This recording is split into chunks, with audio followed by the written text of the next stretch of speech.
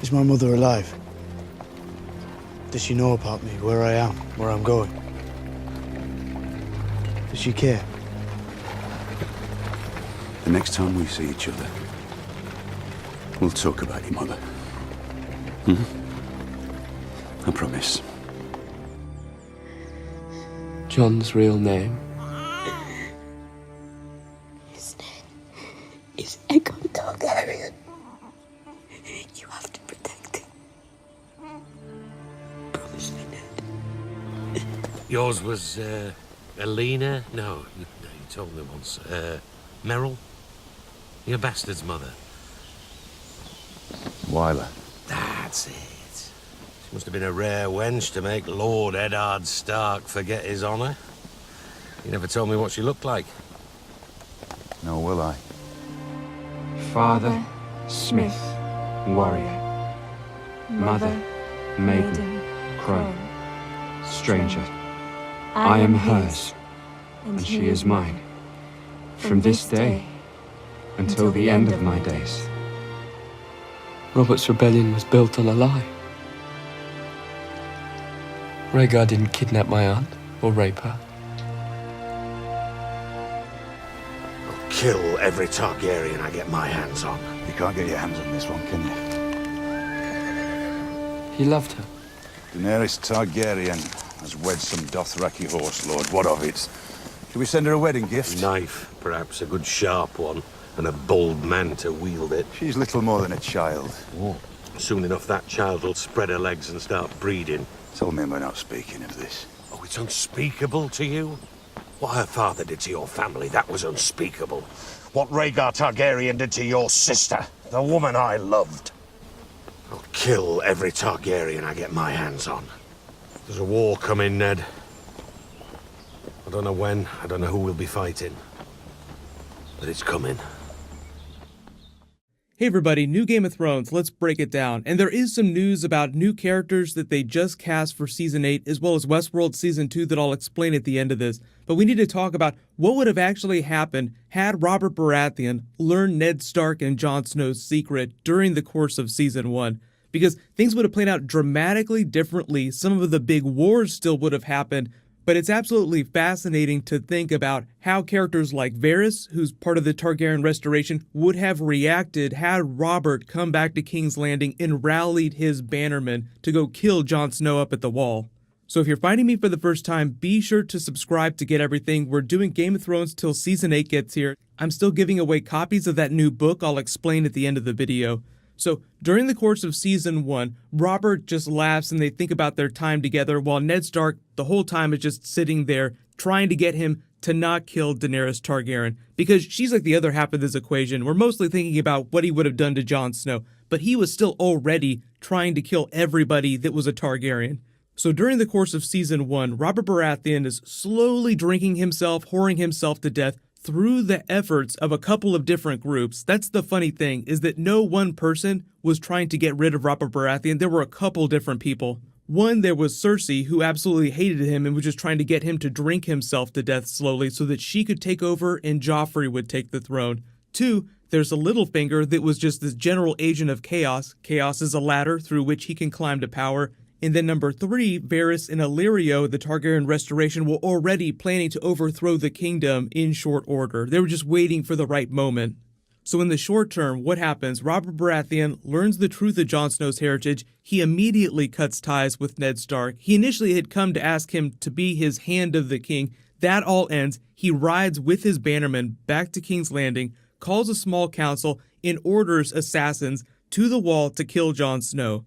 So remember, Ser Jorah had already been sent to spy on Daenerys Targaryen. They later sent assassins, so he was already doing the exact same thing to try and get rid of Daenerys Targaryen before she could have more baby Targaryens. So when they learn the truth of this, Varys quietly makes plans with Illyrio and the rest of the Targaryen restoration, including the Martells, to back Jon Snow secretly and protect him from whatever assassins are sent north. So they stop that. But in doing so, they alert Jon Snow to the truth of things, and because Maester Aemon is still alive, he can explain to him who the Targaryen family is, what his heritage is. He can tell him all about his father, because Maester Aemon spent a lot of time corresponding with Rhaegar before his death. And even though Jon Snow still has no ambitions to be king at all, he doesn't want to have anything to do with that. He learns about the Lannister plot to kill Bran, even though technically it wasn't Cersei or Jaime Lannister that was behind it. It was still a Lannister, Joffrey Lannister, who was sort of inception through a conversation he heard Littlefinger having with someone else. So still technically the Lannisters behind that. But even more so, he learns that Robert Baratheon killed his father, so he just has another reason to sort of go along with the Targaryen restoration.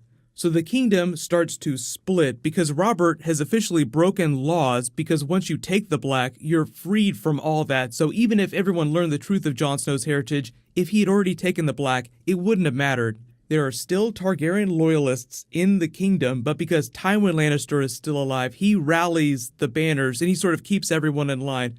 Eventually, Varys arranges for the right people to learn the truth of Cersei's bastards, so that causes the Tyrells to switch sides. So the forces that Daenerys commands today remain relatively similar. She winds up marrying Khal Drogo. Varys quietly makes plans to assassinate him so that Daenerys can hatch her dragons and slowly take control of the Dothraki horde. So they still get those forces. You still have her coming to Westeros to reclaim the throne. But people like Jaime don't get their life-changing field trip with Brienne. Tyrion is not accused of Joffrey's murder because he's still alive. So dysfunctional as it is, the Lannister family still stays whole. They still exert their control over loyalists to the crown, use the same type of xenophobia that Cersei was using at the beginning of Season 7 to turn everyone against Daenerys Targaryen. But she still forms the alliance with Jon Snow in the north. They still break. You still have your War of the Five Kings, albeit the different forces just have a slightly different composition as they slowly whittle down while the Night King is still taking down all the wildlings in the north.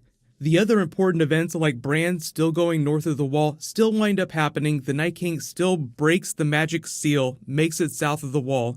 And even though the forces, the alliances look relatively similar to what they do during Season 8 right now in present day, Robert and Tywin are still alive, so the disastrous left turn in the War for the Dawn is that Robert, unlike Cersei, will never sign an armistice with any Targaryen. I'll kill everyone that I get my hands on. And he's so in love with the idea of battle, conquest, that he's inspired once he learns Jon Snow's heritage, starts getting back into shape, stops drinking so much, stops whoring as much.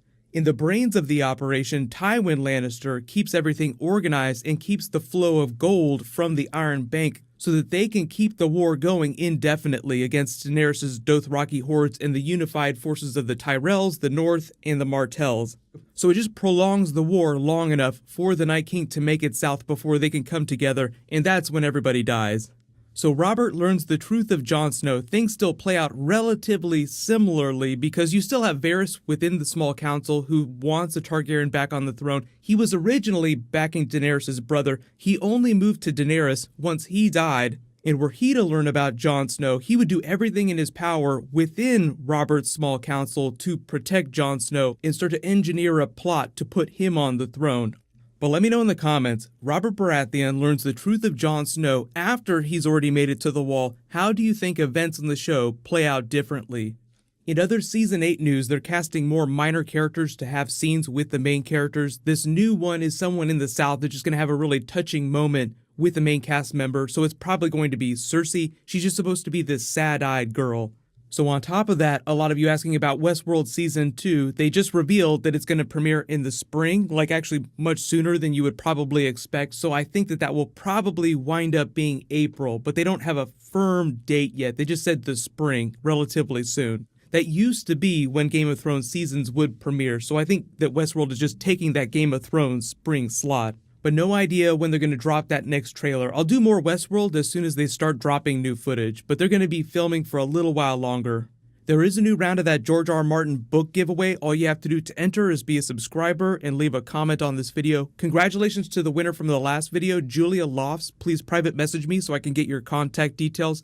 You can click here to learn about the other Season 8 new characters that they just cast, and you can click here for my non-spoilery Justice League movie reaction.